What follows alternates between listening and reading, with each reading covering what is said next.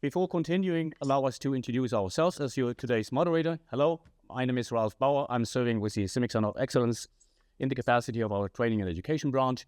Within this capacity, I'm running our online seminar series and the Intuitive CIMIC Analysis and Assessment course and our efforts towards serious gaming. With having said that, I hand it over to Case. And hello, everybody. Thank you, Ralph. My name is Cason Kimberly.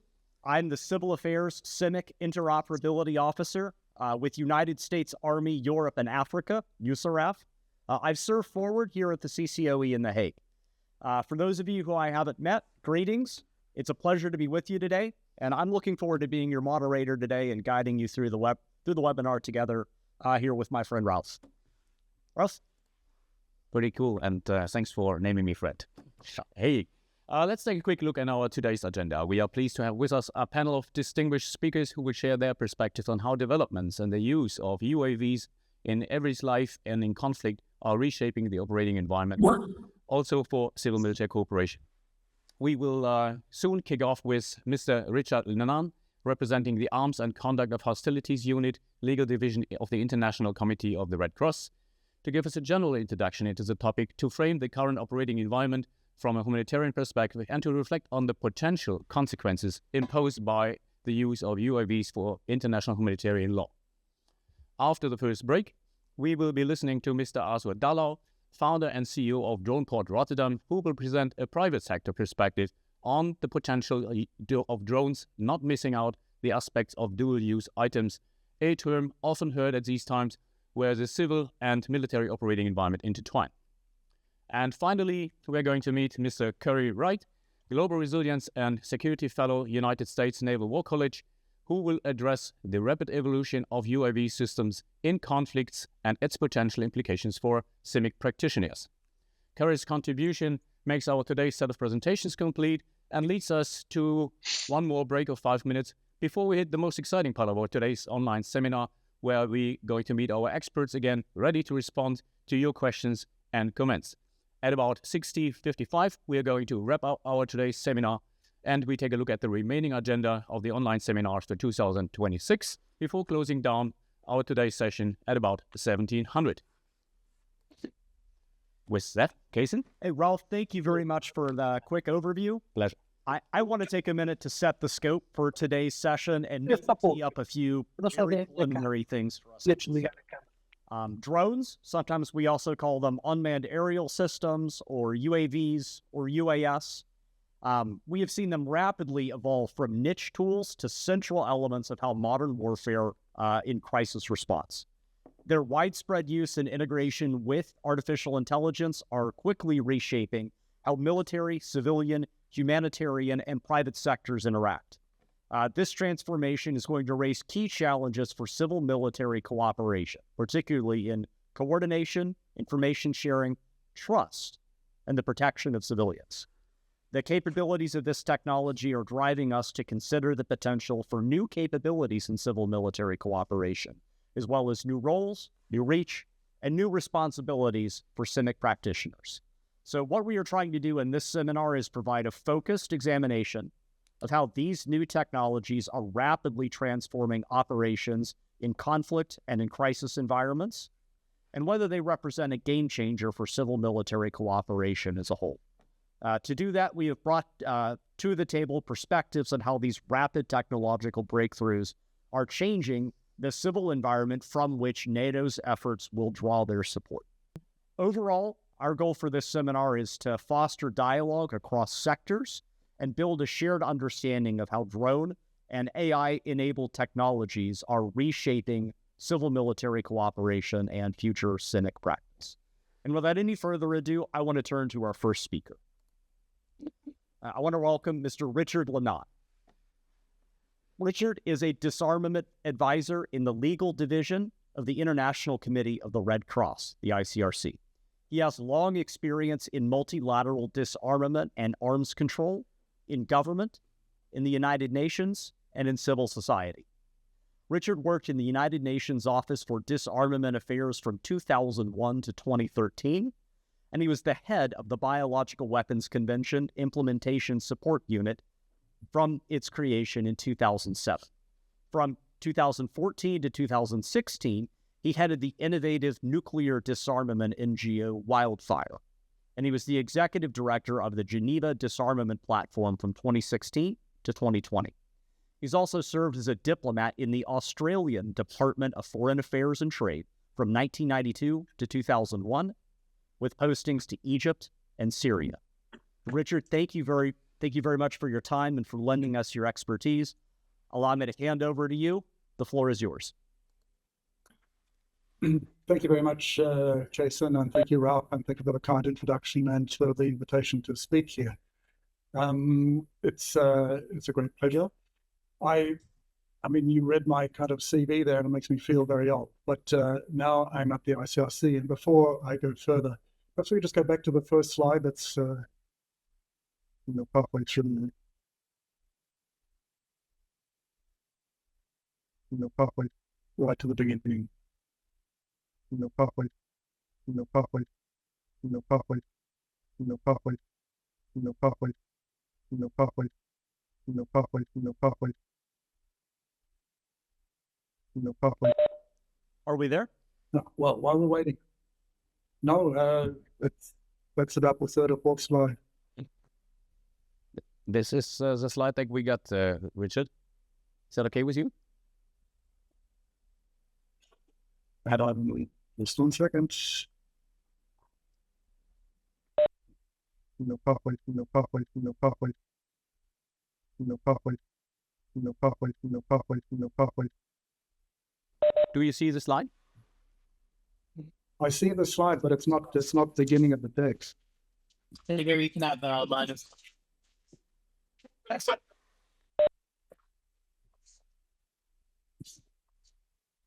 Sorry, everyone. Thanks for your patience. Sort this out. I can always project it from here if that's easiest.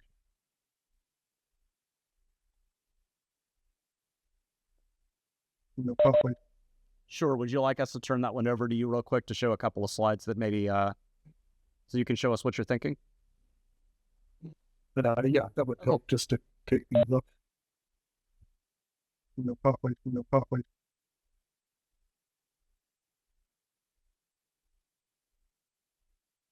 Pathway.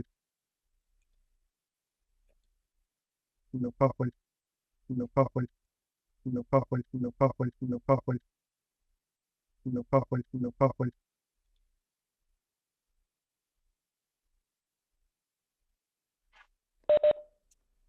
Okay, can you see the slide? Yes, Should be in yes, we do. Now, go right ahead. Okay. Thanks, everybody. Thanks for your patience. Sorry about that. But I'm here to talk to you about drones in armed conflict, and as Kason said, give an introduction to the topic from the perspective of the International Committee of the Red Cross. And for those of you who may not be familiar with the ICRC, I'll just very quickly explain who we are and what we do. We're an organization that's about 160 years old, and we have a function is to provide assistance and to protect those affected by armed conflict, all those civilians and combatants. And we have a special mandate from the Geneva Conventions we put in time to take this role, and also to strengthen and uphold international humanitarian law, IHL. We all call it IHL. If I say IHL, please forgive me, but that's what I mean. International humanitarian law, which is also known as the law of war or the law of conflict. And these are the rules that govern how war is supposed to be fought, so that rights and combatants are protected, and of course that civilians are protected from harm as much as possible. So that's the ICRC. As part of what we do to protect those affected by armed conflict and to uphold international humanitarian law, we look at weapons, new weapons, old weapons, the way weapons are developing, the way weapons are being used, and we are often involved with international efforts to regulate weapons or even to prohibit weapons in some cases. So the ICRC has been involved, for example, in efforts to outlaw biological and chemical weapons. We've also worked very hard on treaties that prohibit or regulate anti-personnel landmines, cluster munitions, and other explosives that may cause particular problems for civilians. But as we heard in the introduction from Kason, drones are really transforming warfare. Everyone's seen it. Everyone's some of you have been involved in these conflicts. We've all seen it on TV, on YouTube, the way that drones operate and how they've really shifted the whole game. And I think the game changer for CIMIC, sure, it's also a game changer for warfare in general. So to kick off without sort of getting confused straight away, there are, of course, different types of drones. And the big division for us at ICRC is into two main categories. That is armed drones and all the rest. So armed drones are what you would expect, drones that are armed with explosives, bombs, missiles, guns attached. They may also be the munition itself. It's also called one-way drones, where the drone itself is just a projectile, carries ammunition, and is thrown into the target to detonate the target on the target. Other drones, of course, have all kinds of roles. We'll hear about those later this afternoon. And we also at ICRC use other kinds of drones for humanitarian purposes, and I'll speak a little bit about that later on. But for the first part of my talk, I want to focus on armed drones, drones that are used to fight. And within the category of arms drones, there's various subcategories. For example, we have so-called FPV, first-person view drones. These are smaller, typically small aerial drones that have a front-facing camera and fly them just like a video game, looking as if you're the pilot of the aircraft, control, often used as one-way drones. They're very cheap and small, used in large numbers. They're also popular, I guess is the word, because it doesn't take much training to learn to use them. So they obviously have some appeal to militaries who are pressed for qualified operators. Other kinds, the larger drones, perhaps we call them more old-fashioned, more traditional drones, which you see, for example, Predator, used by the United States.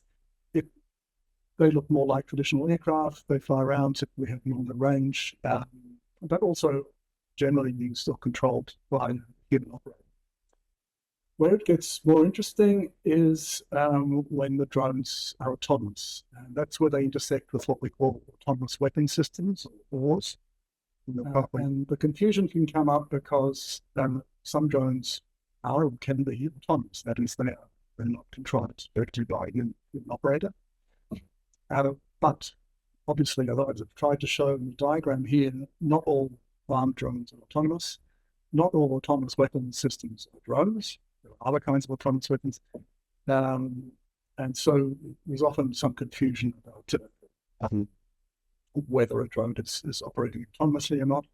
One of the problems there is that it's very difficult for an outsider, someone who's not in the system, to tell from the outside whether a drone is operating autonomously or if it's under control. And unless the operator tells you, it's really difficult to tell. So we, at ICRC, we have lots of reports of autonomous drones being used. As we'll see in a minute, it's not necessarily a problem in itself, but it's very difficult for us to verify that these drones were operating autonomously. And quite often, either the operator, the military concerned, or sometimes the manufacturer of the system will deny and say, no, it's not. So just to look at international humanitarian law with respect to drones, the basics are fairly straightforward, and there's nothing special about drones as far as the law is concerned. That is, there's not a general prohibition. They're not considered to be weapons that are inherently indiscriminate or cause superfluous injury or unnecessary suffering.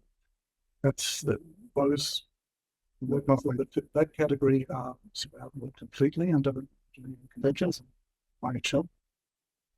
But so drones, okay, they're not prohibited as such, but they must, of course, comply with all the rules that apply to any other kind of weapon. Very important.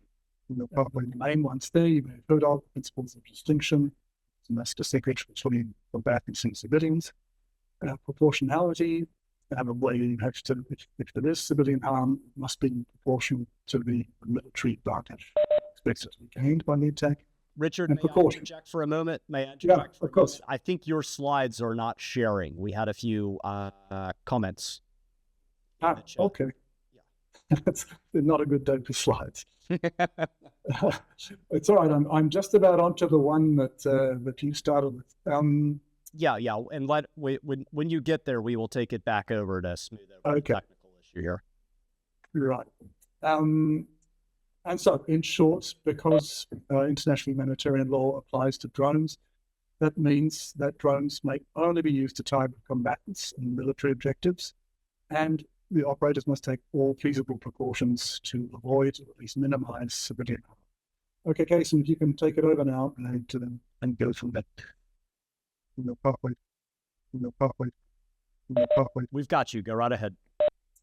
All right. Yeah, that's good. So I'll talk a little bit about one category of drones that does raise some particular concerns. I mentioned these already. These are first-person PV drones. The problems raised there is that, as I mentioned, they're often very small and cheap to make, and they use typically low-resolution analog cameras. You're going to fly to a target and blow it up, so you'll want to spend a lot of money on a digital camera. Also, you have issues of bandwidth, getting the transmitting the images back to the operator. Sometimes in environments where it's jamming, for example.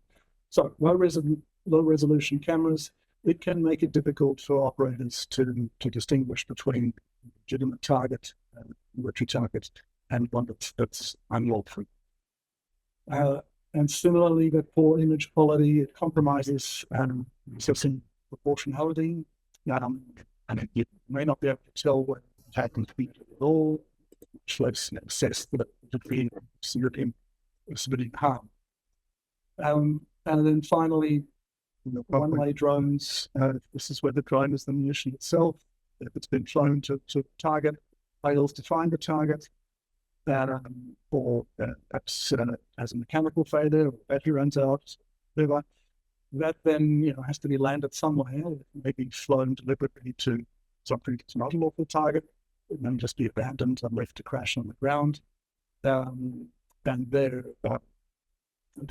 pose an explosive hazard, what we call the explosive evidence of war, hazard to civilians, even after the war is finished, as we've seen with, for example, cluster munitions landmines. So those are some of the concerns about that particular category of drones. But again, I want to emphasize they're not prohibited. They can be operated lawfully. And we work with militaries around the world to ensure that training is sufficient and everyone understands the law, how it's done. Can you go to the next slide? Pathway. Okay, so what exactly is an autonomous weapon system? I mentioned at the start that not all autonomous weapons are drones, and not all drones are autonomous weapons, so we'll try and sort of clarify that a bit more. Actually, the way we look at it, even something as simple as a landmine, humble landmine, very old technology, that is an autonomous weapon because it operates without human control. On its own, it decides, it's a simple mechanical decision, but it decides when and where to activate and to engage the target. So it waits till someone of a certain weight steps on it or a vehicle drives on it, and then it will explode. And there's no human operator that's deciding, okay, I'm going to attack now. Similarly, not quite as old, but have been around for a while, close-in weapon systems, phalanx gun system, often used to defend warships, sometimes land-based installations. And these are also autonomous in that they, once they're activated and scanning, they'll scan surroundings for incoming projectiles, missiles, and so on, and they will engage them. But what we're most interested in these days, and when we talk about autonomous weapons, is drones or robots, ground-based robots. You're seeing things that are more offensive in nature, that actually go out and attack targets. Next slide. And so how we define autonomous weapons at the ICRC, and a lot of governments use this definition or a similar one, is that an autonomous weapon system is a system that selects and applies force to a target without human intervention. So the system looks for the target, finds the target, identifies the target, chooses that it will attack, decides to attack itself. So there's no human involved in that decision to start the attack. And from the point of view of international humanitarian law, that raises some problems. Which I'll explain. Next slide. No pathway. And the main problem it raises, and I'm sure you've probably figured out, is that it brings risks because we're losing human control over this force. So because of that separation between the human operator and the decision when and where to apply force, to attack, that poses some legal problems because international humanitarian law obliges commander, operator, to ensure that these rules of distinction, proportionality, proportions are being complied with. And if the operator doesn't know exactly where the attack is happening, which specific target is being engaged, when it is being engaged, then it can be obviously poses some that legal conflict. There are also other problems, risks, humanitarian and ethical issues. Ethical, a lot of people understandably have concerns about machines making life and death decisions. So the machine is deciding whether you live, you die, and to engage with lethal force, a human wouldn't be. We could talk a lot about that. We don't have time today, but I'll just mention it. And then also some humanitarian concerns about reducing barriers to entry to conflict, making escalation likely. It's machines disengaged from human control, and that may also bring some additional humanitarian consequences because of the easy and rapid escalation. Next slide. So, as I mentioned, these are the specific legal problems when you have that distance, separation between the operator, the human being, and the autonomous system. How do we ensure that these rules are being respected? And I just want to come back to the point I made at the beginning. None of these things, these systems are in themselves prohibited by international maintenance. You can operate them legally as long as you respect these rules, but exactly how you're going to ensure you inspect these rules is not at all straightforward. So there's been a lot of attention internationally about whether and how to regulate these systems. Next slide. And related to the legal issues is then the question of who will be held accountable. If an autonomous weapon does attack an unlawful target, civilian object, for example, hospital, school, who then will be held accountable? Is it the weapon itself, the people who programmed it, people who made the software, the commander who authorized the use of this weapon in this particular area, or the state, the government, the military, let's say, running the whole show? And none of that is clear. Next slide. Pathway. So what does the ICRC recommend we do about all these problems? For several years now, we have suggested that we need new legally binding rules, that we need additional international law that specifically deals with the particular challenges of these kinds of systems. And specifically what we want is a total prohibition on two kinds of autonomous weapon systems. That is unpredictable autonomous weapons. What we mean by that is systems where the operator really can't know in advance what the system is going to do once it's activated. That's because, for example, it relies on machine learning algorithms, so it updates its algorithm as it operates. And so obviously in that case, the human operator isn't going to know beforehand what weapon will do. The other category we think needs to be prohibited completely is anti-personnel autonomous weapon systems. So autonomous weapons that are specifically designed to engage or target individual humans or groups of humans, distinct from, say, tanks or aircraft or military bases or bridges or whatever. And very much analogous to anti-personnel landmines, we think the risks here are just too great, that it's too difficult to distinguish between a lawful target and an unlawful target when we're talking about people, because it's not just a matter of distinguishing between combatants and civilians. You also have to distinguish between combatants that are fighting, which are lawful targets, and combatants that are what we call hors combat, out in the fight because they've been wounded or because they've surrendered. And things, how you tell someone is wounded, how you tell if someone is surrendering, intends to surrender, this is very context dependent. There are many signals and clues you have to take into account. And we think it's so challenging that really, you could develop a lot of very detailed rules and regulations for how you use anti-personnel autonomous weapons to avoid harming civilians or hitting unlawful targets. But they would be so complicated that we think in practice, they wouldn't work.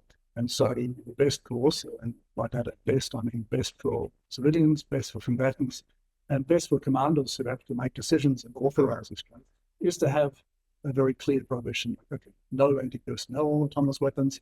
You want to hit tanks, helicopters, fortifications, go for it. But it's just too dangerous to have anti-personnel drones that are specifically targeting people, operating autonomously. So those are the two categories we prohibit completely.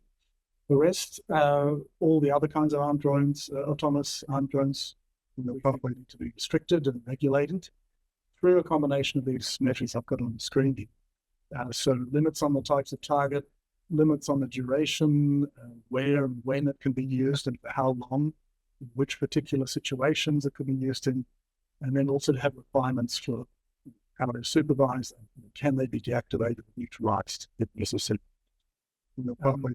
And the reason behind these restrictions and regulations is to ensure that IHL or international humanitarian law, the rules of distinction and proportionality can be respected, even though you don't know what the exact target is. So to give you an example, if you have an area and you limit that geographical scope, you say, okay, we're going to use autonomous weapons in this particular area, identified by these coordinates, because we know at the moment in that area there are no civilians, or there are no civilian objects, or we don't expect civilians to move into this area in the next 3 hours. So we have this window, 3 hours, this area, we can operate autonomous weapons in that area and be confident that they will only go to local targets, even though we don't know exactly which target when. So this is these restrictions are then attempting to sort of apply the IHL rules remotely, sense. So you apply them in advance, so you can be sure that whatever the system does while it's operating autonomously will be lawful. Next slide, please. Now, the international community is looking at exactly these questions. There's been a lot of discussion. There have been discussions for over 10 years now, talking about exactly these kinds of regulations.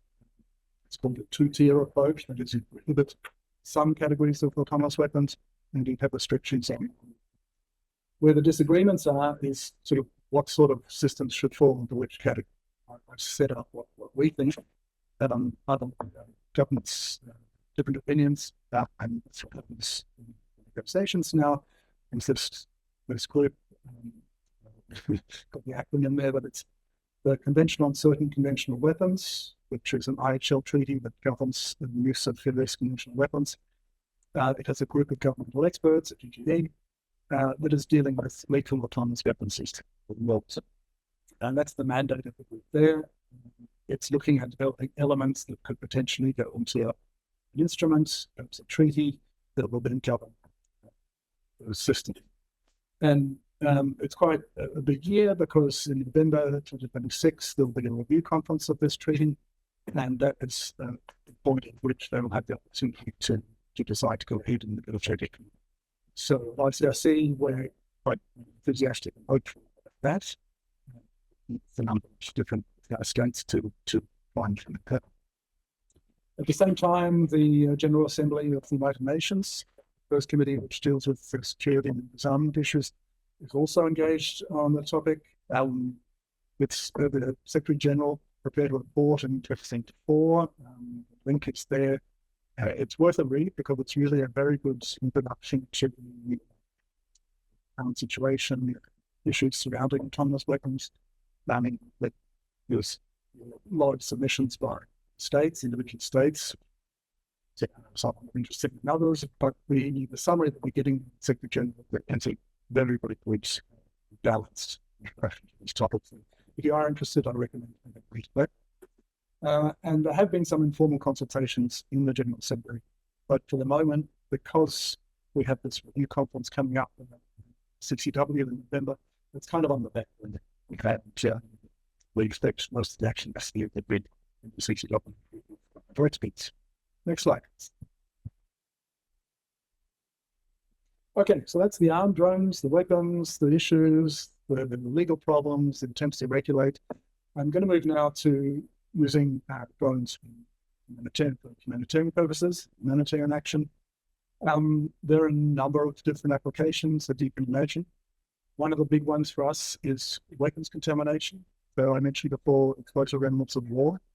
This is, of course, a very big concern because it's not just during conflicts. Problems with unexploded ordnance lying around and other kinds of contamination by weapons, but that problem endures long after conflict is ended. So it's a big focus of our work is helping other organizations to clear this kind of contamination. And obviously drones with remote sensing, the cameras and so on, can be extremely helpful in surveying large areas and determining where weapons contamination might be, concentrated to direct targets. Other applications there you can see, I won't go through them all in detail, but obviously they're analogous to applications of drones in just ordinary civilian life. Population movement, displacements, that's another big area where we're looking at movements of people, tracking where people are moving so that we can make sure that we get the aid to the right place, or that we can warn the belligerents, the fighting forces, that civilians are moving to such and such area so that they can then take the necessary precautions to avoid timing. So yeah, lots of applications there. It's ever expanding. It's been a real boon to our operations in more places. And it's a huge advantage, but as I'll get to in a little while, there were some problems. Next slide.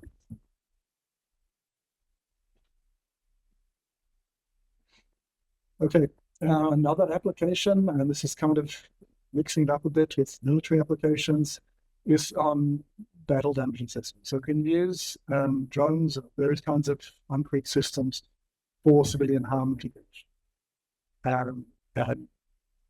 Because of limitations of aerial monitoring, we'll also be looking at potential for ground-based systems.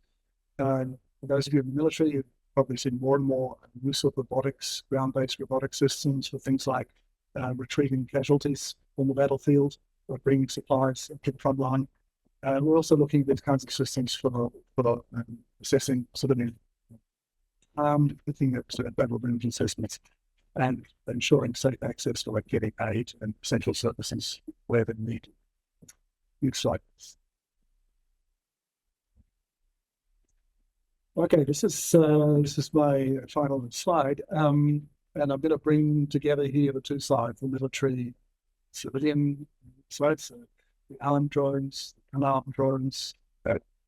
Obviously, they're very popular in both sides of the house, so to speak. Then we see them sort of appearing together in armed conflict more and more, and that brings problems because you're using drones for both military and civilian purposes in the same area, that can really undermine and cause big problems for respecting the principle of distinction. Especially when it's a commercial drone, we've seen in Ukraine and elsewhere in large-scale use of commercial drones adapted for military use, a bomb or some other weapon on them. This is really can cause a lot of confusion and mistrust because you just don't know. I've got a couple of photos there. So a drone that's flying nearby. Is it armed? Is it military? Is it a humanitarian drone? Is it government surveillance? What is it? You don't know. And we've seen a lot of, really quite significant psychological effects on civilians. They're like constantly exposed to the sight and sound of drones, they're buzzing all the time. Sometimes it's a drone attack. Sometimes it's a drone bringing help. They don't know. And it really causes a lot of stress and anxiety. And this is kind of new. We're not used to dealing with this. It's a new phenomenon. But when we're talking about thinking civil military cooperation, the use of drones, this is a big issue that needs to be looked at very carefully because we need to find ways that we can ensure that at least this kind of confusion is minimized and that we don't want people to be scared of drones that are coming to help them, drones that are protecting them. And at the same time, we don't want people walking about, be open when there are armed drones attacking. So I don't have magic answers. ICRC, we don't have magic answers to these problems. I'm really glad that CCOE is having a seminar and we started this discussion. And I'm very interested to hear what my co-presenters have to say later on, and even more interested to hear what everyone has to say in the questions. Last and final slide, next slide, please. Yeah, then we'll circulate the slides, use a couple of links there you might want to look at, maybe your video and our own position goes into detail on autonomous weapon systems. But thank you very much for your attention. I'm sorry about the technical issues at the beginning. I hope you managed to catch everything. If not, the slides will be available. And of course, as you've seen in the chat, please send questions either now in chat during the session. You're very welcome to contact me. Thanks, Chris. Thanks a lot. And Richard, thank you too. We know you're very busy and we appreciate your time. And it's been a pleasure to provide you with the platform. Thank you for setting the tone here as our first speaker and driving us deeply into the ICRC's perspective on the use of drones in both conflict zones and in response. We're going to go ahead and take a 5-minute break before our next speaker. Stand up, stretch your legs, get a fresh coffee. We'd like to see everybody back at 15:15, please. So welcome back, everybody, and that makes us directly talking to our next speaker, Kason, if I may take over for a moment. So let's welcome Mr. Arthur Dallau.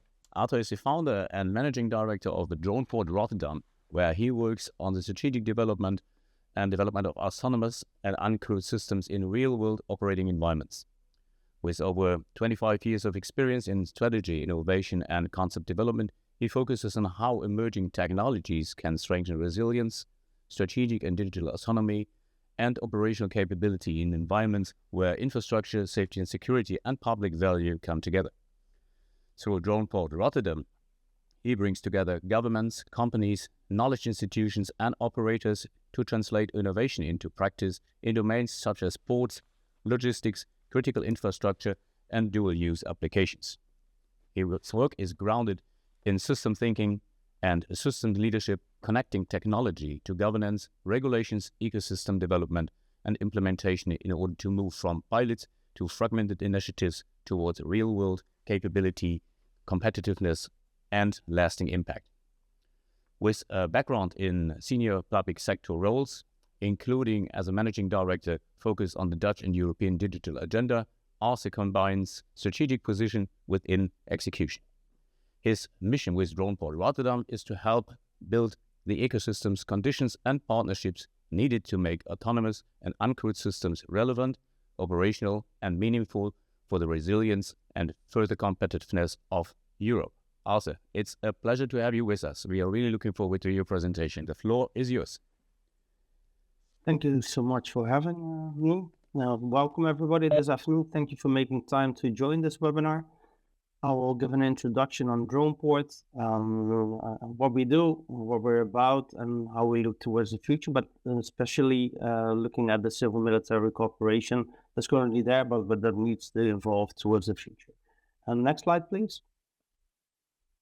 Maybe to give you a bit of background, and you'll get the slides, so you don't really need to read what's on there, but maybe just a short introduction to DronePort.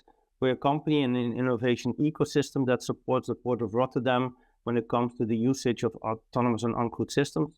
Can be a drone flying in the air, can be USV, an autonomous ship on surface level, but also ROVs on the water. What we try to do is to implement all these kind of new technologies and see how our operational efficiency and safety and security can enhance by using these kind of technologies. Having said that, I think one of the things that's really important, especially nowadays, what's happening on a geopolitical level, is that we're in Europe are looking at our strategic and digital autonomy more and more. Meaning, how do we collaborate with the likes, of course, of China, America, but also how do we collaborate within our European ecosystem? And that is a bit of a challenge in the sense that Dutch governments, but also European governments in general, for 80% rely on technologies that are outside of Europe. So that's one of the things that we're looking into. How can we help the Dutch market, but also the European market flourish and become more competitive in the field of autonomous and uncrewed systems? We are supported by the Port of Rotterdam, as I mentioned, but we closely work also with other ports in Europe. We work closely with the European Commission, Eurocontrol, and EASA when it comes to rules and regulations, but also we're in close contact with our partners in the United States, like NASA, to look at these kinds of technologies and what they mean when you translate them into practical solutions. Next slide, please. I think one thing to state in the beginning that's really important is that we all know ports from ships coming in, bringing containers, moving things abroad. That's not the case anymore. Besides that, there's a lot of things going on and happening. Because of the geopolitical shifts, you can clearly see that our operational environment is shifting. So it really is critical infrastructure, as it always has been, but of course, especially because of the happenings the last couple of years, we see there's a different meaning to it, and we need to shift from safety to more a security approach. So what you can see is that physical and digital systems are tightly connected. So you have to have an approach that's integrated and that you can secure your port in an efficient way. Drones and AI, as mentioned by Kason in the introduction, accelerate the speed, visibility, and response of all kinds of public safety institutions that are operating in our port. But it also means that they need to transition their organizations, they need to reskill or upskill their personnel to be able to apply these kind of innovations and technologies. And so that sometimes is a challenge, as you can imagine. One of the things that we're looking into now, and this is what this webinar is all about, is the civil military collaboration and cooperation. I have to say in the Netherlands, that's a bit of a challenge sometimes, because critical infrastructure, when it comes to the management of that, comes down to our municipality, which is the city of Rotterdam, our police department, and then the port authority itself. And defense comes later on in the process. So it's not let's say, an approach from the start where the military is actively involved.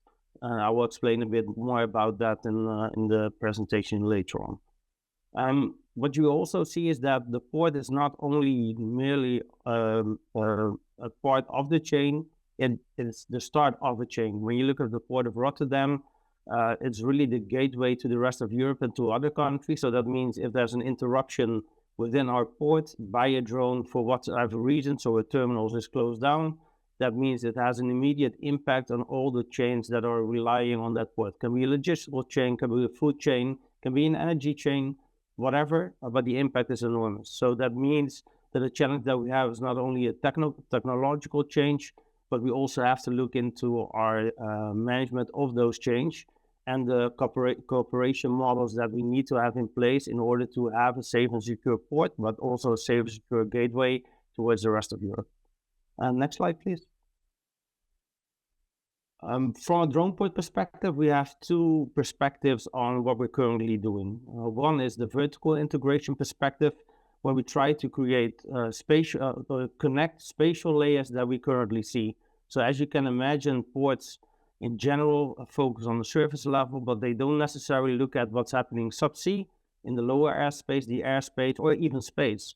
But you can clearly see that they're interconnected nowadays. So if you want to secure a port in general, it's not enough anymore to look at a surface level. So that's why we created this model where we look at what's happening on, let's say, a land and water layer. So the ground space, the lower airspace where drones typically fly, then airspace for helicopters and airplanes, but also how can we utilize satellite technologies in order to support our operational environment. When it comes to positioning, navigation, and timing, for example, that's a really important step in making our operations more safe and secure towards the future.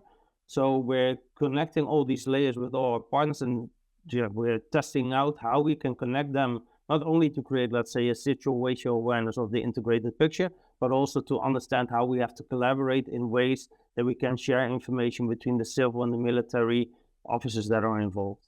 So that's the vertical integration. And when it comes to the horizontal integration, we typically look at what's happening on a geopolitical level and how can we support what's happening there from a Rotterdam perspective. So as I mentioned, we don't only work with the Port of Rotterdam, but also Antwerp and Hamburg, the two other big ports in Europe. But in general, we have 1,500 ports across the world. So what we're trying to create here in Rotterdam is a real blueprint for other ports to utilize in their own environment, meaning that they can make their operational environment more efficient, effective, but mostly more secure with what's happening around the world. Next slide, please. So our portfolio, it's good to understand, as I mentioned in the beginning, we're an innovation ecosystem, meaning that we closely collaborate with all kinds of institutions, can be government agencies, can be knowledge institutions, but also corporate startups and scale-ups. So we have an innovation ecosystem of around 50 organizations at the moment, where we do all kinds of tests, validations, European projects. We do research together, we create learnings together. So that all happens in the innovation ecosystem.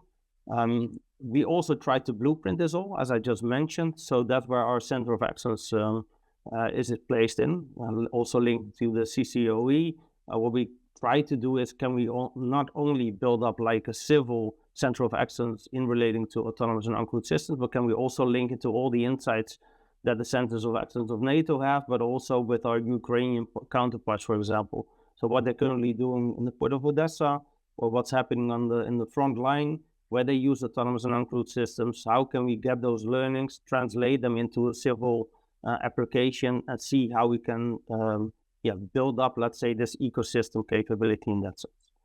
Having said that, what we typically see in the Netherlands, that our Ministry of Defense 9 out of 10 times goes to other countries to do all kinds of testing and validations of these kind of systems. The Port of Rotterdam has decided that we have a lot to offer in that sense.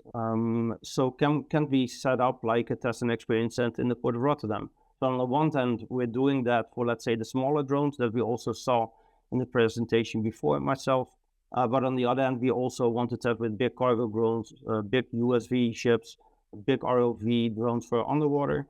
So we have several testing sites currently in the Port of Rotterdam, where knowledge institutions, companies, startups and scale-ups can test and validate their solutions. So that's a bit of an overview on what we do and what our portfolio is about. Next slide, please. As I mentioned, we don't only focus on aerial drones, but we have all kinds of systems that we try to utilize in the best way possible. On the right-hand side, at the bottom, you see a crawler that actually crawls on the ocean floor or the river floor in our case. When it comes to the river, you see autonomous ships. We have drones in the box, or on the left-hand side, you see a Skyhive. That's a Dutch company that delivers a drone swarm capability for inspection and also perimeter measurements. They can fly 24/7. On top, you see a more torpedo-like system from a company called Lobster Robotics, where they scan the sea bottoms and the quays in the Port of Rotterdam. So these are a bit of the examples that we try to utilize in our context. On the left-hand side at the top, you also see platforms, because as you can imagine, You have all these sensors, you have all the information, but how do you bring them together and create the situational awareness of the entire picture? So not only looking at, again, at the surface level, but also subsea and the lower airspace. And that's the biggest transition that the port is going through at the moment, because in order to keep your port safe and secure, you need to have that picture. So this is really in the phase where we're starting to learn from all these kind of systems and translating it into port operations, but also looking into what's happening globally in this field, what the developments are, and also how related technologies like connectivity, radar technology, satellite technology can support our ways of working when it comes to making those operations more efficient and effective. Next slide, please. For those who don't know, the port is quite large in Rotterdam. We actually have a span of control of 42 kilometers, so 26 miles to manage. So just mentioning where we test all kinds of systems. So on the left side, it's really expanding to the North Sea. That's the area where we typically test with the heavier cargo drones, the bigger USV ships, because we have a bit of space there. And we don't interfere with any operations of the port itself or citizens around it, because I think that's really relevant as well, to have a space where you can securely test and validate your systems without interfering with daily operations of people's lives in general. But this is just to give you a bit of insight on how large the port is, but you can also imagine it is a bit of a challenge to manage that all. So it's 42 kilometers wide, again 6 to 26 miles. In order to make it safe and secure, it also means you need to detect everything that's happening, not only on a surface level, but now also in the lower airspace and subsea. And I will tell you a bit more about that in a minute. Next slide, please. As I mentioned, we work together with a lot of companies and organizations. So DronePort works typically with the Port of Rotterdam. We support their ecosystem development and the testing of all these kind of systems. But we also work closely with some NATO initiated initiatives, like CSAC and Campus at Sea. That's like 10 square sea miles where autonomous systems can be tested in all kinds of circumstances. So we try to extend what we are doing in the port and collaborate with CSAC in that sense, making sure that we relate critical infrastructure being the port to critical infrastructure being all kinds of subsea cables in the North Sea. So this is a new addition to what we're currently doing, but this also gives the space to our Ministry of Defense, but also NATO member states to come to the Netherlands and do all kinds of testing. So real life on environments like the port, but also in the 10 square sea miles that we have just up front in the North Sea. Next slide, please. It was mentioned by Ralph in the beginning, dual use is used in a broad way. So every policy document that you can read from the last maybe 3 to 4 years, you will see dual use coming back in one way or the other. We really embrace that thought because we can see on a daily basis there's a lot of overlap between, let's say, the civil use of drone technology or unmanned systems technology and the military one. When it comes to inspections, when it comes to delivery, when it comes to all kinds of surveillance possibilities, you can clearly see that, of course, a similar system can be used, for example, in an offensive way. We look at it more from a defensive point of view. So how can we counter all the unwanted traffic that's coming into our area? So from the military perspective, we can clearly see there's a need to, of course, evolve these kind of technologies. We are in close contact with our colleagues in the Ukraine. Some Dutch companies are involved there. And what you can see is there's an iteration of drone functionalities every 2 to 3 weeks. So you can imagine what that does not only for the operator using those drones, but also the companies behind it, creating the hardware and the software. Having said that, our civil world is not organized like that. So there's not the urgency that the people, for example, in the Ukraine feel. So what we're trying to do is to match those innovation cycles and see what their capabilities are and how we can utilize them then in our port environment.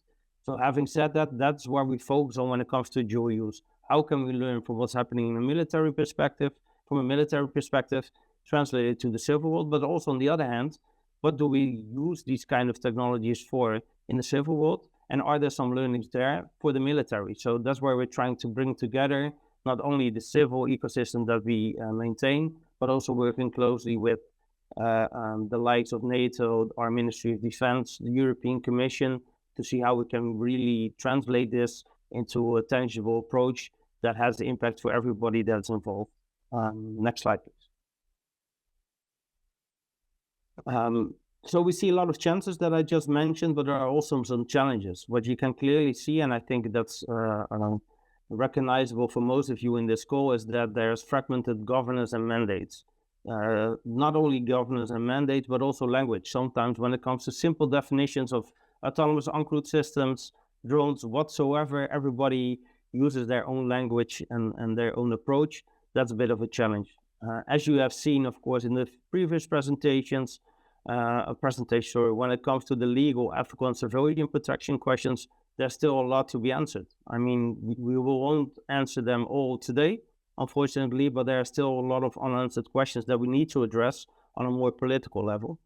What we also see is, and that's especially in the context of the Netherlands because of rules and regulations, is that data sharing between organizations is a challenge. So when it comes to situational awareness and creating that one picture, then it still doesn't mean that our police or Coast Guard or Ministry of Defense or Port Authority can openly share that with their colleagues to act upon. So that's a legal challenge that we have here in the context of the Netherlands, but I also see that challenge in the rest of Europe currently. And also I think a really important one in this context is that technology is outpacing everything what we do. So where technology typically is exponential, when you look at the growth, the exponential growth of AI, unmanned systems, uncrewed systems, we still try to organize our programs in a linear way, meaning we create a program for, let's say, 4 years, and we still believe, that the technology back at, let's say, in the 4th year of a program or a project is similar to what we did when we started.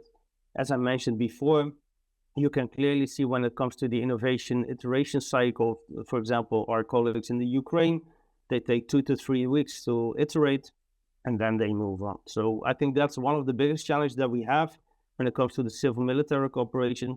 How can we have the same kind of urgency? And if we don't have the same kind of energy, how can we learn from each other to make it work in real life and make it scalable on that side? Next slide, please. So what we can see in our port environment is that there's a lot of strategic value when it comes to dual use. I think one of the most important things is from a financial point of view is the shared infrastructure. When I started DronePort 2 years ago, we clearly saw that all the public authorities like the police department, Ministry of Defense, fire department, all are creating their own infrastructure. So they all have their drones in the box, they all have their digital infrastructures, they all have their own command and control centers. And one of the things what we're currently doing is to have like one infrastructure and reuse that with all these kind of organizations that I just mentioned, just to make sure that we have more investment capability, but also to make sure that the workforce of the future that is needed is in this context is brought together and not it's not organized in splendid isolation. Sorry. Another thing I think that's really important in this context, and Ralph mentioned it in his introduction as well, is capability development. What we clearly see, and I think it was mentioned by the ICRC as well, is not that hard to maybe operate a drone, but there's so much more to it when it comes to data science, when it comes to creating insights, when it comes to making decisions based on the data. Sorry. So I think that's something we need to pick up in a joint way. 1 second.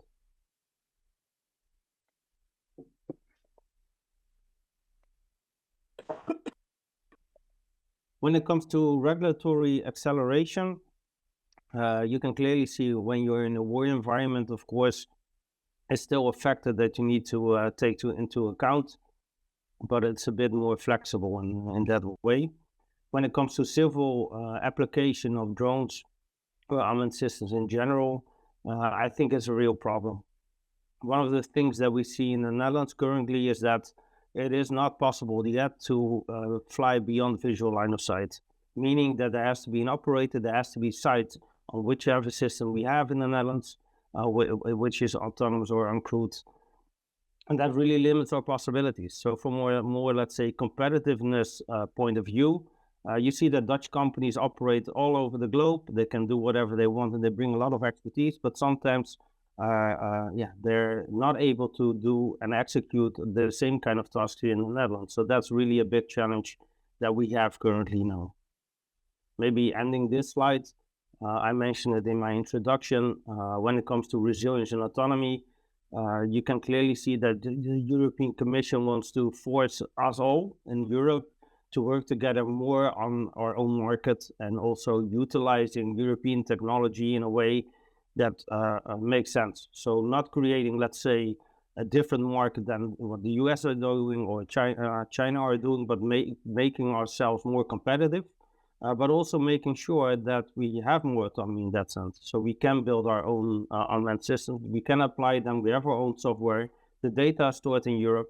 Having said that, I'm not an idealist, I'm a realist, and I still believe we need to collaborate with whoever we want to collaborate with.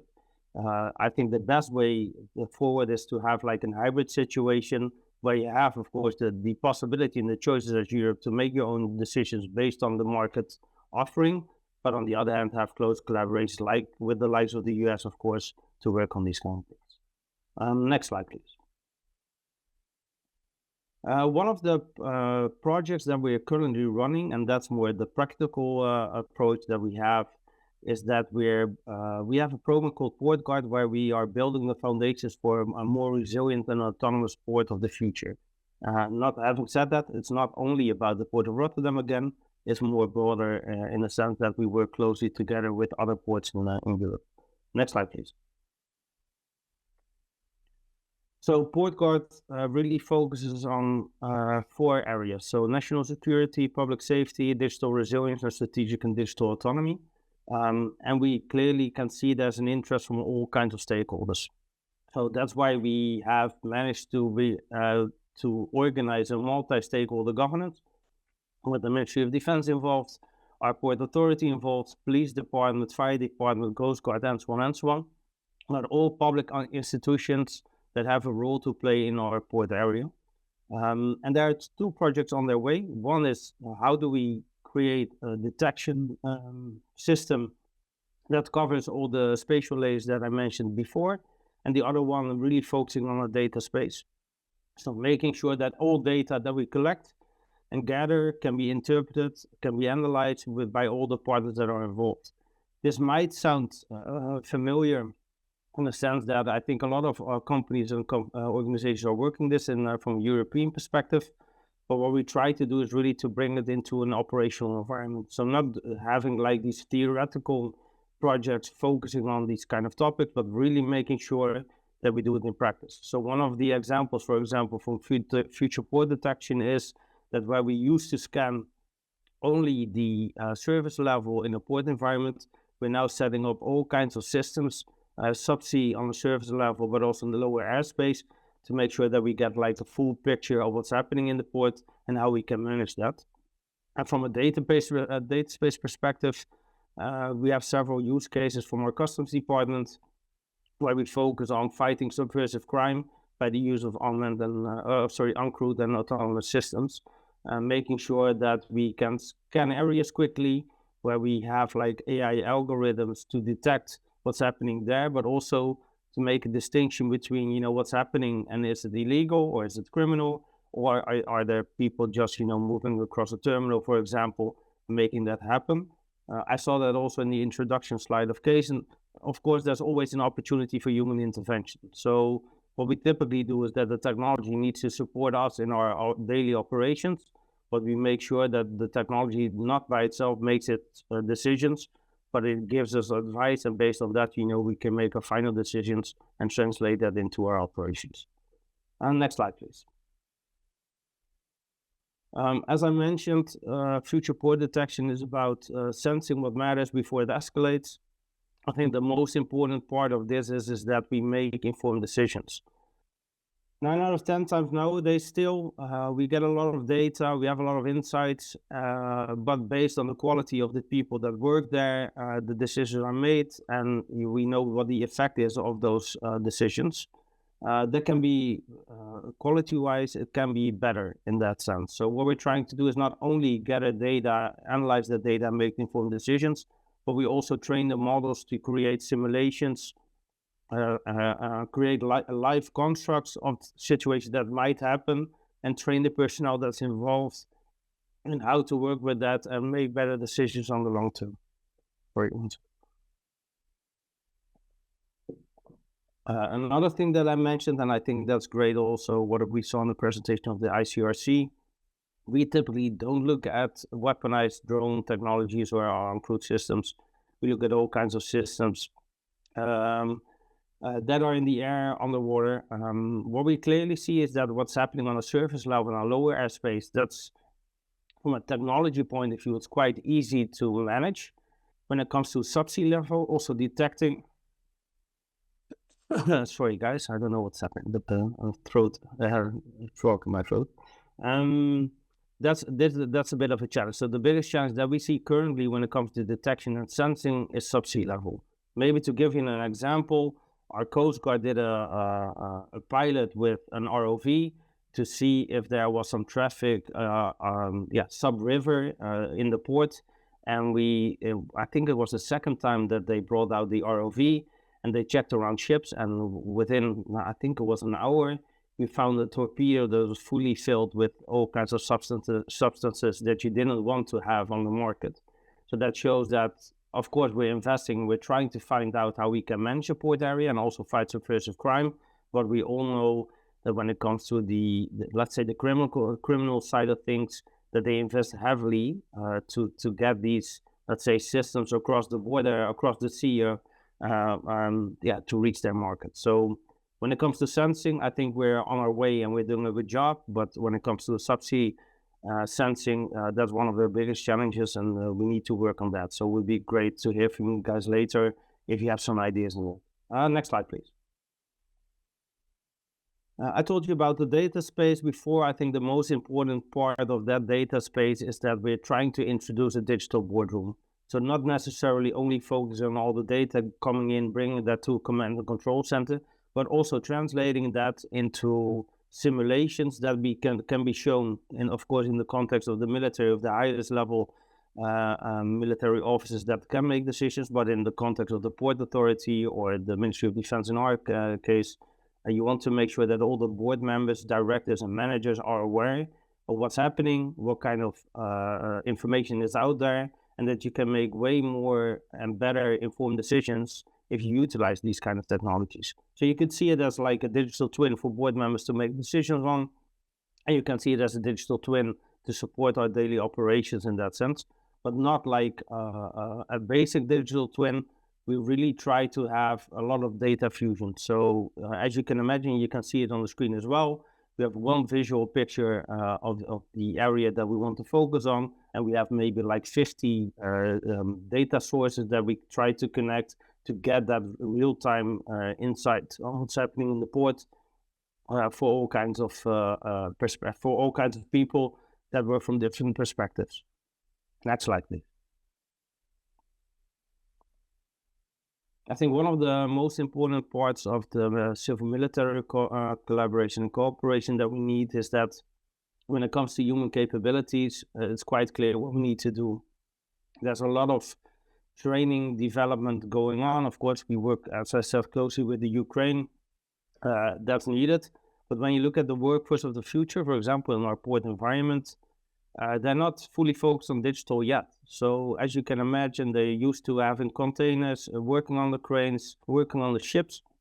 But really, when it comes to these kind of new emerging technologies and digital infrastructure, that's a bit of a challenge. So what we're trying to create is a more, let's say, modern learning approach where we focus on skills-based education, or we combine them with micro-credentials, so you can get certified for those skills-based, but also apply them in practice as soon as possible. Two other capabilities that we see, and that's also, of course, in the context of the discussion today, is you need organizational capabilities. So making sure that the infrastructure is in place to support the people that we just mentioned in their daily operations. But it also means that you have to adapt your governance, doctrine, and operating models in practice. I think that's where we can learn from the military on how to do that and how to scale that effectively to the civil world. And last but not least, I think is the ecosystem capabilities. As I just mentioned, we're an innovation ecosystem. That means that we have a network organization with those 50 organizations that have joined our network. But it also means that we have ecosystem capabilities. So it doesn't necessarily mean that DronePort has to have all the capabilities in this field, but that we can work closely together with other partners to fulfill the gaps that are still open in order to ensure a safe and secure implementation of uncrewed and autonomous systems. Next slide, please. This is the operational view that we want to end with. As you can see on the subsea level, on the surface level, on the lower airspace and airspace level, this is the picture that we're working towards from a Port of Rotterdam point of view. So from an operational environment transition that we're in currently, this needs to be the end picture, making sure that we have all the insights, all the information, that all the objects that you see in these pictures are identified, that we know who the operators are, what their purpose is. So that's the end goal of what we're working towards. Next slide, please. As I mentioned, we don't only work with the Port of Rotterdam. So the three biggest ports in Europe, Hamburg, Antwerp, Bruges, and Rotterdam, have decided that we need to become a lighthouse for other ports in Europe on how to integrate uncrewed and autonomous systems in the best way possible. We typically focus on 4 sectors in that sense, or 4 topics: defense, logistics, emergency response, and public safety. Next slide, please. One of the things and the learnings and I want to end the presentation with that, is that when you look at the whole of society approach, which is used quite often in documentation like dual use, we clearly see from a critical infrastructure point of view, like a port, there's a lot of work that needs to be done still. So I think the whole of society approach is strategically right, but CIMIC is still operationally underdeveloped in this context, meaning that critical infrastructure actors are not always structurally embedded in the conversations. You can clearly see it within the NATO ranks. We have good relationship with the CCOE and other centers of excellence and also NATO headquarters, but it's still really hard to figure out, okay, how do you integrate civil partners in a military context, and how can you learn from each other? I think we're making steps, and I think this webinar is a great example of making those steps forward.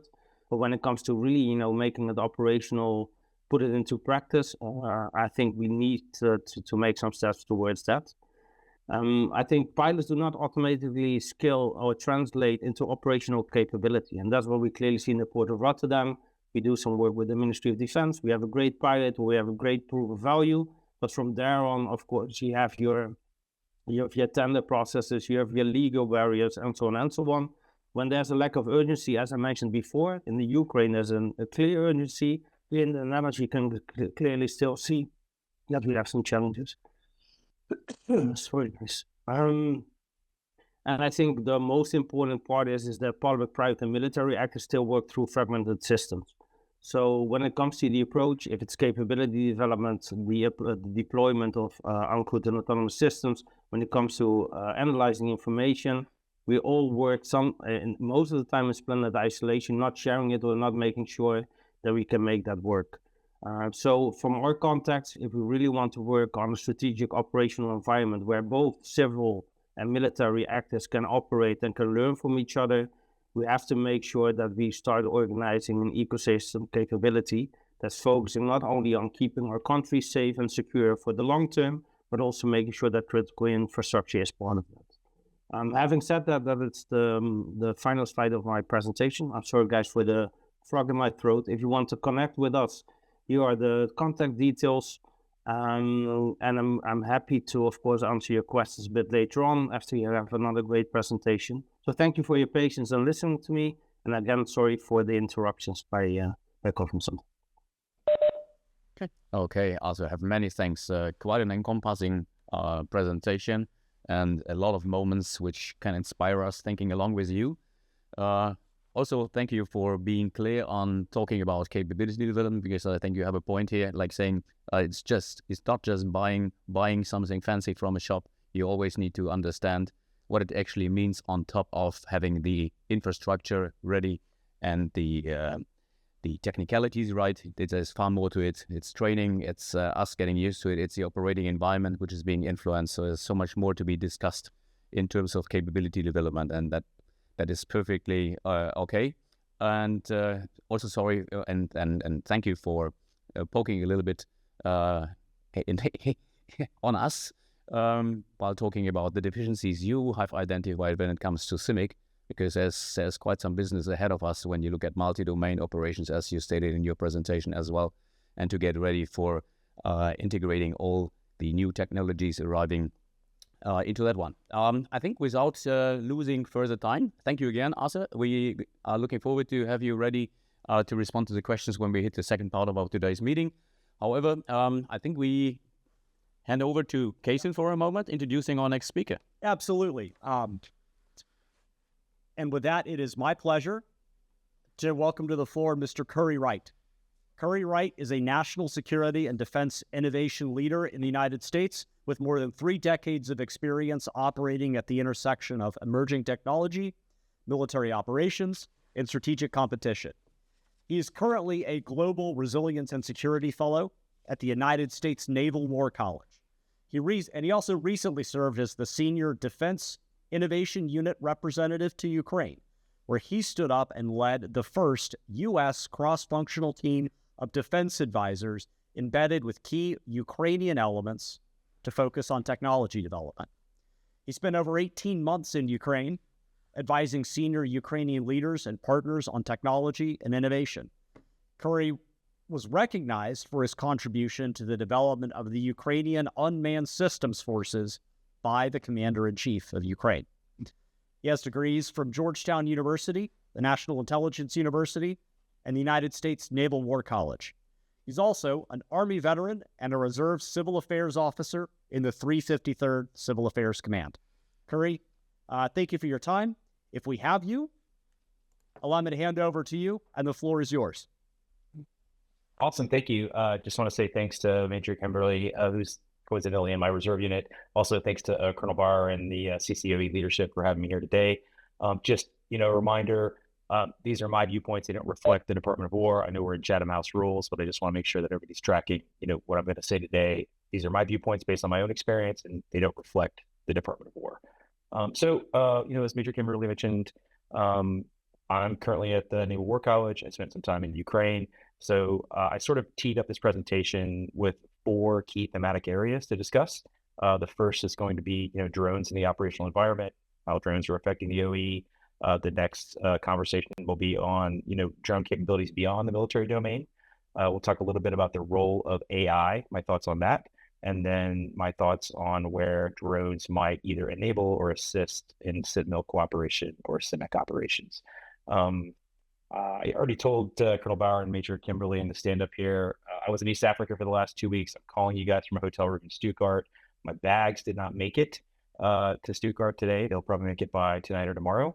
So I'm here at about 40% capacity. If I yawn, it is not personal, I promise. I really want to do this with you guys, and I can't wait to get the questions in the panel discussion. So next slide. Awesome. So, none of this should be a big surprise to anybody. My 2 colleagues did a great job of describing the thematic areas from their perspective. I'm going to go clockwise, and I'm just going to discuss a little bit about how sort of I see the changes in the operating environment and what I've seen senior leaders, at least in the Department of War and across some of our partners and allies, discussing when it comes to drone technology and the evolving operating environment. And so the first thing is that democratization of precision strike.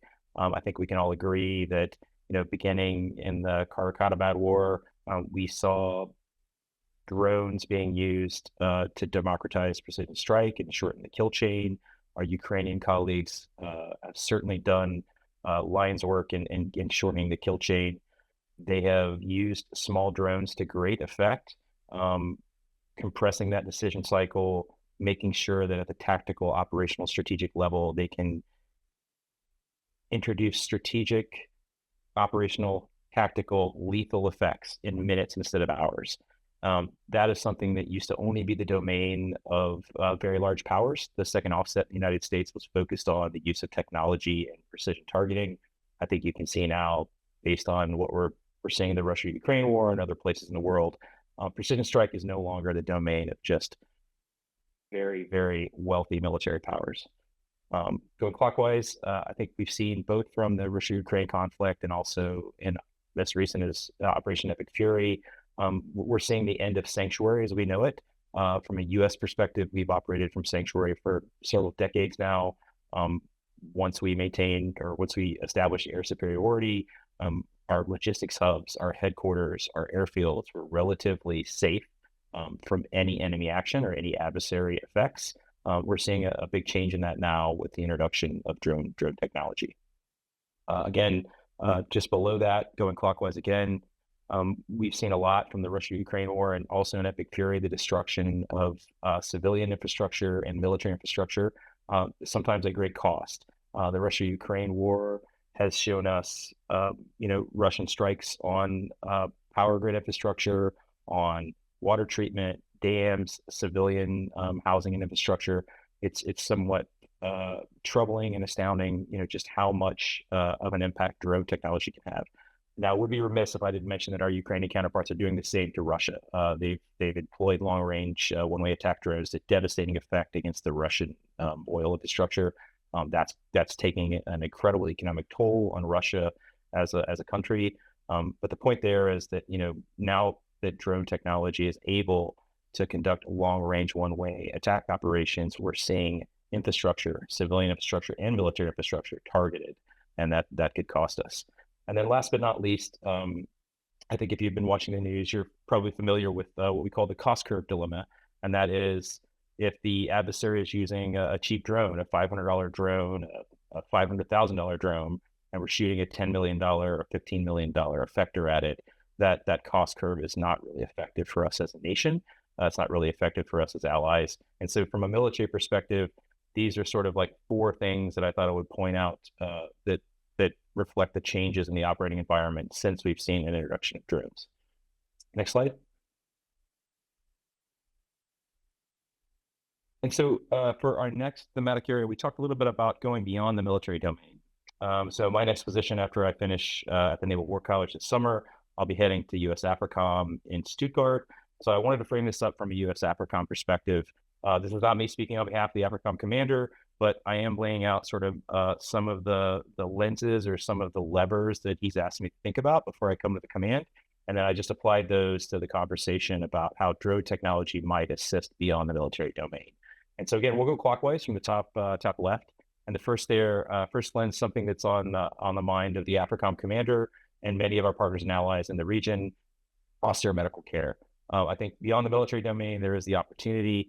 If you put your imagination to work, you could see a far future where much of the drone technology that we've already developed could be easily used to do things like deliver whole blood product, deliver some sort of like critical medical care to an austere location, potentially faster than you can move, a manned aircraft.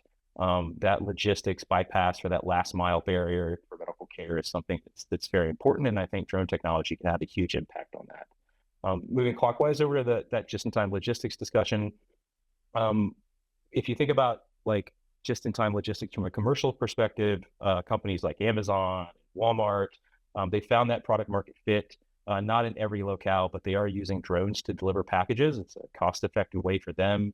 It's not just a novelty. They're actually conducting operations with small drones to deliver packages. I think you could see the same thing applied, beyond the military domain at a place like AFRICOM. The continent is large.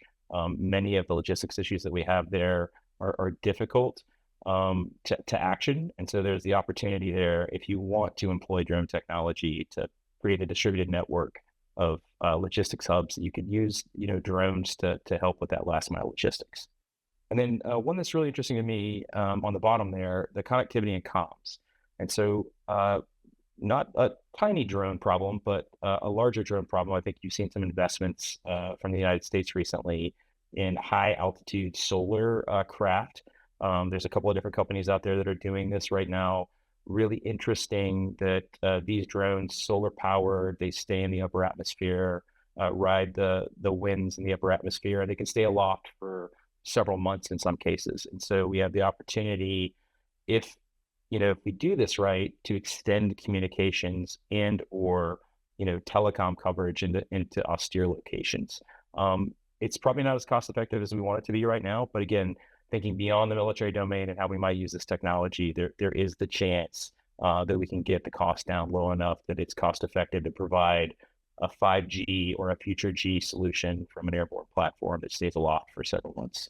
And then last but not least, everyone in this audience is very familiar with disaster response and the way that drones might provide an immediate assessment or some supplies or just provide an incident commander or a commander or a civil official who's helping with a humanitarian operation or a disaster response get more information, provide just a little bit of logistics or support maybe faster than a military aircraft is possible to provide.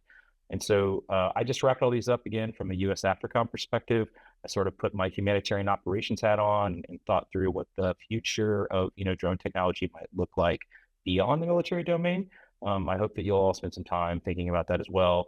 I just framed this up in 4 quick things. I think there are endless possibilities for the technology when it comes to helping in the civil capacity.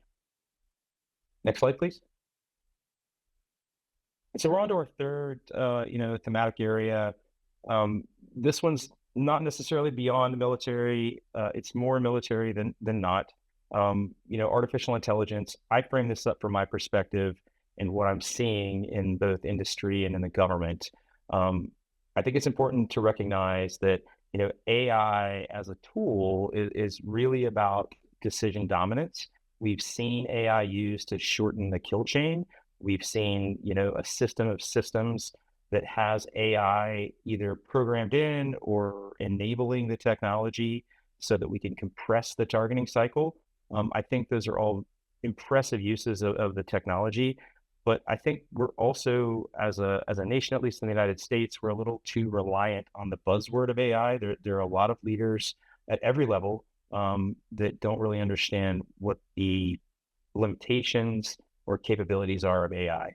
A lot of leaders are fond of saying, we'll use AI to solve a problem, but they don't really understand that, AI is really just another tool in your toolbox that can help you either aggregate, disaggregate, analyze, or speed up that decision cycle. If you go down a level, everyone's worried about the swarm. I think we'll probably see that at some point in the future, but I'm personally a little bit more worried about, the convergence of AI and the targeting cycle for more precision targeting. Again, drone swarms sort of capture all of the headlines. Everybody's really worried about what happens when we can get drones to act, in a swarm. But from my perspective, I think distinguishing, targets, especially military targets, from targets that could cause potential civilian casualties, the use of AI for targeting is a little bit more risky, in my opinion. And I think that we have to get that right. If we're going to use AI as a tool for targeting, we have to ensure that nothing is going to happen to our civilian populace. The DoD used to have a program called, civilian harm mitigation and response. We've done away with that in the last few years, but I would tell you that, civilian casualties are still top of mind for most leaders when it comes to the targeting process and the tools that include AI or any sort of AI in the targeting, the targeting process. And then finally, I think there's a great set of use cases coming out of Ukraine. If you've seen the Epic Fury news, Ukraine is now offered to share this technology or at least come up with an economic deal with many of our Middle Eastern partners. The counter UAS use of AI has been quite impressive. The Sky Fortress, Sky Sentinel, Skylock system in Ukraine uses, an AI-enabled algorithm, a series of different technology modifications that go on existing legacy systems, guns, missiles, radars. Those algorithms have been helping Ukraine get ahead of the cost curve. It's the way that the government has been able to tip and queue assets and shoot down, drones, in some cases in the hundreds, each night. It's the way that they can manage all of those targets. It's how they can use legacy systems and make sure that they're more effective. And it's how they can tip and queue the assets that they need to knock the drones down. It's also worth mentioning that in Ukraine, our partners are using the algorithm to provide mass notification and warning. Anybody who's been there, or if you've seen the news, Ukraine has an exceptional mass notification warning system for the air alert system. They have paired that with a series of different tools that will show the populace where the closest bunker system is at. If they need to take shelter, it gives them an all clear when things are clear in their region. It's a pretty impressive use of the algorithm and AI in general, and I think it provides sort of an opportunity for the rest of us to just take those best practices and maybe use them in our own way. Next slide.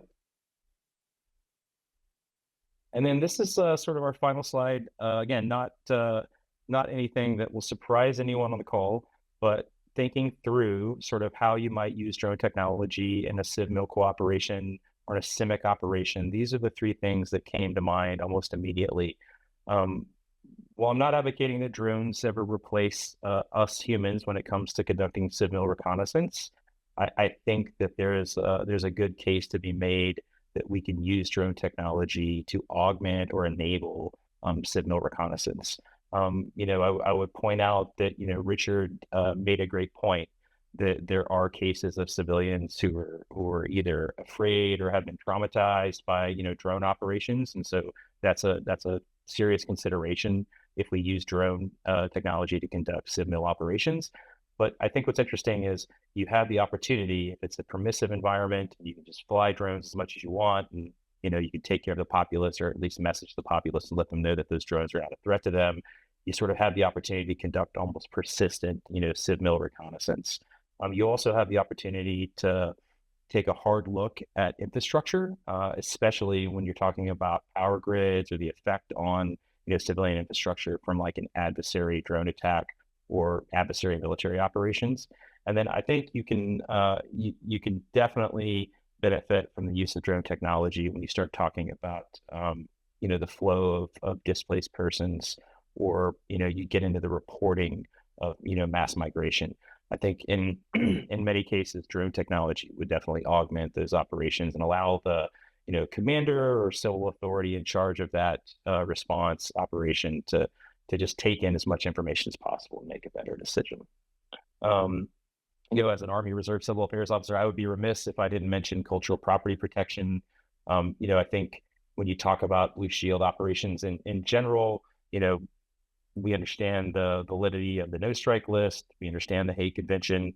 I think what I've at least seen around the world is in many cases, I wouldn't say it's an afterthought, but I would say that most, maneuver commanders have many other issues that take precedence over this. And so if you had the opportunity to use drone technology to augment cultural property protection, I think you could probably make a decent impact on things like the damage assessment, getting a good reconnaissance down so that you could document the cultural sites that you need to protect, and then potentially, archiving that information for post-conflict, restitution or accountability. And then last but not least, the last mile challenge of humanitarian response is really interesting. I'm not advocating that we're there yet in terms of drone technology, but if you think about a far future where drones are cheap, they have short, medium, long range, you have that opportunity to use drones in a very rapid way from geographically dispersed hubs, as I mentioned in the previous slide.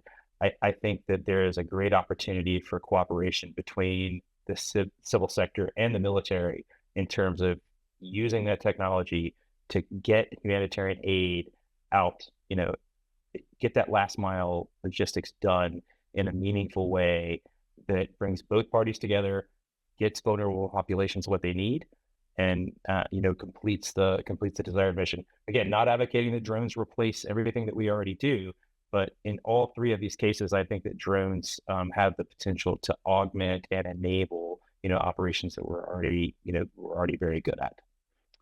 With that, I'm a little under time, but I did tell Major Kimberly I'd be pretty quick. So I look forward to all of your questions and the discussion on the paper. Great. Curry, thank you so much for your time, for your expertise. I think what we made up for in time here gives us time for what's probably going to be an excellent question and answer session to follow. We will kick it to a 5-minute break at this point. before I do that, I just want to remind everybody and encourage you during the break. You've seen it. We've seen good activity in this in the chat so far. But during the break, if you have questions, if you have burning questions, something you'd like to get up to our experts, feel free to put your question in the chat. We're keeping a running tally of these, and that will help us sort of digest it, get it in one place, make sure that we get all of the key questions covered. So with that, we're going to take another 5-minute quick leg stretch coffee break. We will resume the seminar at 16:18, you say? 16:18. See you there. All right. Well, we'll put a wrap there. Everyone, thank you so much for your contributions, both to our panelists and to the audience for some fantastic and very difficult questions. Ralph and I, we both enjoyed the Q&A, the great questions. You brought great aspects to the table that we didn't see coming. It was a real pleasure chatting with you, and we hope that you found some gold nuggets that support your individual development and your own practice. A big thank you to all of you for joining us, for participating, for our valued speakers taking the time to contribute. And last but not least, and I would be remiss if I didn't, a big thanks to our team behind the scenes here at the CCOE. Appreciate it, guys. Ralph? Okay, so then it's up to me to close it down for today. Although the Insight full seminar as such is coming to an end, however, our series will continue. So we're looking forward to welcome you again in either June or July. I'm not 100% certain on that one yet, but we will be talking about resilience actors. So basically the question coming along with it is like, do we know what we don't know? And second half of the year, September or October, likely October, we will be talking about multi-domain environments. I think that topic quite well connects with what we have discussed today.